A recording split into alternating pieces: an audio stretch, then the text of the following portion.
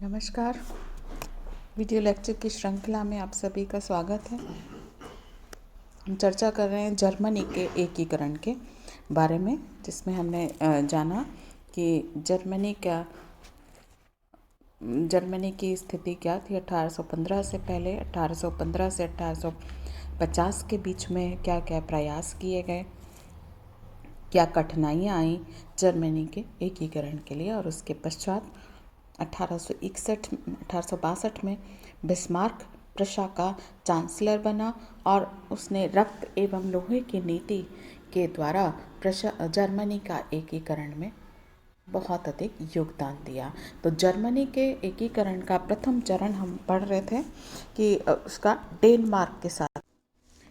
तो डेनमार्क के साथ में जो युद्ध हुआ वो स्लेस्विग और हॉलस्टीन के प्रदेश चूँकि डेनमार्क के अधीन थे, किंतु डेनमार्क के राजा को इन प्रदेशों को अपने राज्य में विलीन करने का अधिकार नहीं था। हॉलस्टाइन की संपूर्ण जनता जर्मन थी, जबकि स्लेस्विग में जर्मन और डेन दोनों जातियों के लोग निवास करते थे। इस प्रकार डेनमार्क के राजा के संरक्षण में इन प्रदेशों का पृथक अस्तित्व स्वीकार किया गया था। तो 1863 ईस्वी में डेनमार्क के राजा क्रिश्चियन 9 ने इस व्यवस्था का उल्लंघन करके स्लेस्विग को डेनमार्क में विलीन करने की घोषणा कर दी। इस का दोनों प्रांतों की जनता ने विरोध किया और आंदोलन की तैयारी प्रारंभ की थी। बिस्मार्क की इच्छा के अनुकूल परिस्थितियां उत्पन्न हो गई थी। इस अवसर का उसने पूरा लाभ उठाया और ऑस्ट्रिया के साथ में एक संधि करके इस समस्या को हल करने में सहयोग का आश्वासन प्राप्त कर लिया। ऑस्ट्रिया और प्रशा ने संयुक्त रूप से डेनमार्क के राजा को 48 घंटे का अल्टीमेटम देकर उपयुक्त घोषणा वापस लेने की मांग की, लेकिन डेनमार्क ने इस मांग को ठुकरा दिया। फलस्वरूप फरवरी 1864 में ऑस्ट्रिया और प्रशा ने मिलकर डेनमार्क पर आक्रमण कर दिया। युद्ध में डेनमार्क की पराजय हुई और दोनों प्रदेश उसकी अधीनता से मुक्त हो गए। अब इन दोनों की भावी व्यवस्था को लेकर के प्रशा और ऑस्ट्रिया के बीच में मतभेद उत्पन्न हो गया।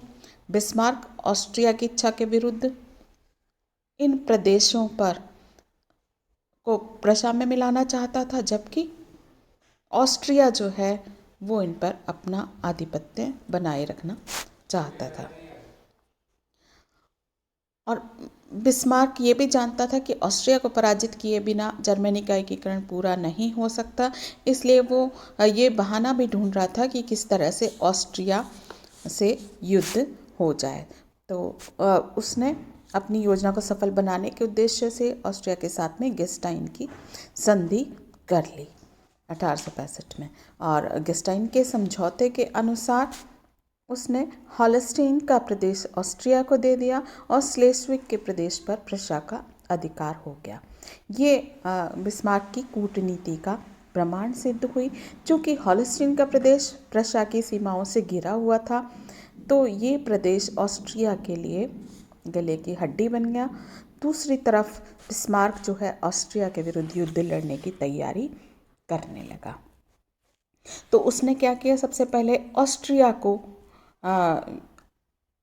यूरोप में अकेला या मित्रहीन बनाने का निश्चय किया। तो उसने रूस, फ्रांस, पिडमोंट, सार्डिनिया से पृथक पृथक संधियां करके युद्ध में तटस्थ रहने का वचन प्राप्त कर लिया। और सन 1863 ईस्वी में बिस्मार्क ने पोलैंड के विरुद्ध विद्रोह का दमन करने में रूस के जार को सहायता प्रदान की। बदले में रूस की सहानुभूति तथा ऑस्ट्रिया प्रशा युद्ध में तटस्थ रहने का आश्वासन प्राप्त कर लिया। इसी प्रकार बिस्मार्क ने फ्रांस के सम्राट नेपोलियन तृतीय से 1865 में एक संधि करके उसे भी तटस्थ रहने के लिए सहमत कर लिया और इसके बदले में फ्रांस को जर्मनी के कुछ पश्चिमी जिले देने का वचन दे दिया।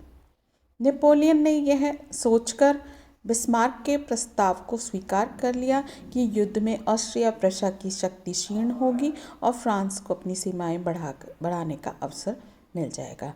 तो उस समय इटली के जो देशभक्त हैं वो भी एकीकरण के लिए प्रयास कर रहे थे और इटली का वेनेशिया प्रदेश ऑस्ट्रिया के अधीन था। तो उसने बिस्मार्क ने सार्डिनिया पीडमोंट के राज्य के साथ में एक सैनिक संधि कर ली और दोनों ने अपने समान शत्रु ऑस्ट्रिया के विरुद्ध संयुक्त रूप से युद्ध लड़ने की प्रतिज्ञा की। अब ऑस्ट्रिया, अब द्वितीय चरण शुरू होता है जर्मनी के एकीकरण का। उसमें सबसे पहले है ऑस्ट्रिया के साथ में युद्ध 1866 ईस्वी में। अंततः ऑस्ट्रिया और प्रशा के मध्य युद्ध आरंभ हो गया। बिस्मार्क की कूटनीति के फलस्वरूप ऑस्ट्रिया को यूरोप के किसी अन्य देश के साथ में सहायता प्राप्त नहीं हो सकी और ये युद्ध केवल 7 सप्ताह तक चला, इसलिए इसे 7 सप्ताह का युद्ध भी कहा जाता है। ऑस्ट्रिया की सैनिक शक्ति बहुत कमज़ोर थी। इसके अतिरिक्त उसे प्रशा और सार्डिनिया पीडमोंट की सेनाओं से 2 पृथक मोर्चों पर लड़ना पड़ा। अंतिम और निर्णायक युद्ध सेडोवो के मैदान पर लड़ा गया, जिसमें 3 जुलाई 1866 को ऑस्ट्रिया की भीषण पराजय हुई और युद्ध के पश्चात 23 अगस्त 1866 को दोनों पक्षों में प्राग की संधि हो गई। इस संधि के अनुसार जर्मनी के पुराने संघ को समाप्त करके प्रशा के नेतृत्व में जर्मनी के राज्यों का एक नवीन संघ गठित किया गया। जर्मनी के समस्त उत्तरी राज्य, जिनकी संख्या 21 थी, ऑस्ट्रिया की अधीनता से मुक्त कर दिए गए। वेनेशिया का प्रदेश इटली को प्राप्त हो गया। इस प्रकार उत्तर जर्मनी राज्य संघ का निर्माण हुआ और प्रशा के सम्राट को इस संघ का अध्यक्ष बनाया गया। तो ये ऑस्ट्रिया से ऑस्ट्रिया का जो अधिकार है वो प्रशा पर समाप्त हो गया और प्राग की संधि हो गई। इसके पश्चात जो अंतिम युद्ध था वो फ्रांस और प्रशा के बीच में हुआ। फ्रांस से युद्ध 1870 में। सेडोवा के युद्ध में ऑस्ट्रिया की पराजय हो गई थी। तो संपूर्ण यूरोप के इतिहास की वो बहुत निर्णायक घटना थी। यह महाद्वीप के राजनीतिक संतुलन पर इस घटना का महत्वपूर्ण प्रभाव पड़ा। युद्ध में प्रशा की विजय के फलस्वरूप उसने यूरोपीय शक्तियों को आश्चर्यचकित कर दिया। इसके विपरीत नेपोलियन तृतीय के सम्मान और प्रतिष्ठा को भी गहरा आघात पहुंचा। उसकी अदूरदर्शितापूर्ण नीति, स्वार्थ नीति के कारण फ्रांस के अंतर्राष्ट्रीय सम्मान को ठेस लगी। वास्तव में ये बिस्मार्क की कूटनीतिक विजय थी। अब फ्रांस में नेपोलियन के विरुद्ध सर्वत्र विद्रोह का वातावरण उत्पन्न हो गया। इसलिए कहा जाता है कि सेडोवा के युद्ध में ऑस्ट्रिया नहीं बल्कि फ्रांस पराजित हुआ था। फ्रांस की जनता बदला लेने के लिए नेपोलियन से प्रशा के विरुद्ध युद्ध की घोषणा करने की मांग करने लगी। नेपोलियन के समक्ष भी फ्रांस के सम्मान को पुनः अर्जित करने के लिए और जनता को शांत करने के लिए प्रशा के विरुद्ध युद्ध लड़ने के अलावा कोई विकल्प नहीं था। दूसरी तरफ बिस्मार्क भी फ्रांस के विरुद्ध युद्ध को अनिवार्य समझता था, क्योंकि ये जर्मनी के दक्षिणी राज्य फ्रांस के अधीन थे और इन राज्यों को नवनिर्मित जर्मन संघ में सम्मिलित किए बिना जर्मनी का एकीकरण पूर्ण नहीं हो सकता था। इसलिए दोनों ही युद्ध चाहते थे और इस समय सौभाग्यवश स्पेन के राज सिंहासन के प्रश्न पर दोनों शक्तियों के मध्य युद्ध प्रारंभ करने का अवसर भी मिल गया। 1868 में स्पेन की जनता ने महारानी इसाबेला के निरंकुश शासन के विरुद्ध विद्रोह करके उसे हटा दिया और वहाँ पर होहेन-जोर्डन वंश के राजकुमार लियोपोल्ड से स्पेन की राजगद्दी पर आसीन होने की प्रार्थना की। नेपोलियन तृतीय ने इस प्रस्ताव का कड़ा विरोध किया और ये घोषणा कर दी कि फ्रांस भविष्य में भी स्पेन की गद्दी पर होहेन-जोर्डन वंश के अधिकार को कभी सहन नहीं करेगा। और नेपोलियन तृतीय ने यह भी मांग की कि प्रशा का सम्राट फ्रांस को यह वचन दे कि भविष्य में स्पेन की गद्दी पर इस वंश के अधिकार का दावा नहीं किया जाएगा। इस संदर्भ में प्रशा के सम्राट और फ्रांस के राजदूत की वार्ता एम्स नगर में हुई। सम्राट विलियम प्रथम ने इस वार्ता का संक्षिप्त विवरण एक तार के द्वारा, टेलीग्राम के द्वारा चांसलर बिस्मार्क के पास भेजा। अवसर का लाभ उठाकर बिस्मार्क ने तार की भाषा को समाचार पत्रों में इस ढंग से प्रकाशित किया कि उससे दोनों देशों की जनता में एक दूसरे के विरुद्ध उत्तेजना फैल गई। दोनों देशों की जनता में यह अफवाह फैल गई कि फ्रांस के राजदूत और प्रशा के सम्राट का एक दूसरे द्वारा अपमान किया गया था। विवश होकर 15 जुलाई 1870 को फ्रांस ने प्रशा के विरुद्ध युद्ध की घोषणा कर दी। फ्रांस की सेना का नेतृत्व स्वयं नेपोलियन तृतीय ने किया। उसने प्रशा की सैनिक शक्ति को अत्यधिक कमज़ोर समझकर एक बार पुनः गलती की। वास्तविकता यह थी कि प्रशा के मुकाबले फ्रांस की सेना अत्यंत निम्न स्तर की थी।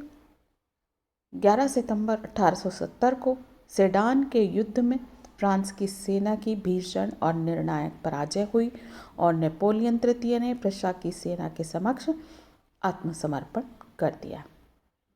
इसके बाद फ्रैंकफर्ट की संधि हुई। 10 मई 1870 को फ्रांस और प्रशा के मध्य फ्रैंकफर्ट की संधि संपन्न हुई और इसकी शर्तों के अनुसार अल्सास और लॉरेंस के प्रदेश फ्रांस को अपना अधिकार छोड़ना पड़ा और क्षतिपूर्ति के रूप में 500 करोड़ फ्रैंक की धनराशि फ्रांस ने जर्मनी को देने का वचन दिया और इस धनराशि के भुगतान की अधिकतम अवधि 3 वर्ष निश्चित की गई और ये भी निश्चित किया गया कि इस अवधि में जर्मनी की एक सैनिक टुकड़ी फ्रांस में रहेगी और उसका संपूर्ण व्यय फ्रांस की सरकार वहन करेगी। अब जर्मनी का एकीकरण पूर्ण हुआ और जर्मन साम्राज्य की स्थापना हुई। घोषणा के साथ में सेडान के युद्ध में फ्रांस की पराजय के पश्चात जर्मनी के दक्षिणी राज्यों को फ्रांस की अधीनता से मुक्त होने की घोषणा की गई और इन राज्यों को जर्मन राज्य संघ में सम्मिलित कर दिया गया और इसके साथ ही जर्मनी का एकीकरण पूरा हो गया और जर्मनी के लिए एक संघीय संविधान की रचना की गई। इस संविधान के अनुसार प्रशा के सम्राट विलियम प्रथम को जर्मन साम्राज्य का सम्राट घोषित किया गया। 18 जनवरी 1871 को वर्साई के शाही महल में विलियम प्रथम का राज्यारोहण उत्सव बड़े धूमधाम के साथ में मनाया गया और इसी के साथ में जर्मनी का एकीकरण पूर्ण हुआ और ये लेक्चर भी यहीं पर समाप्त।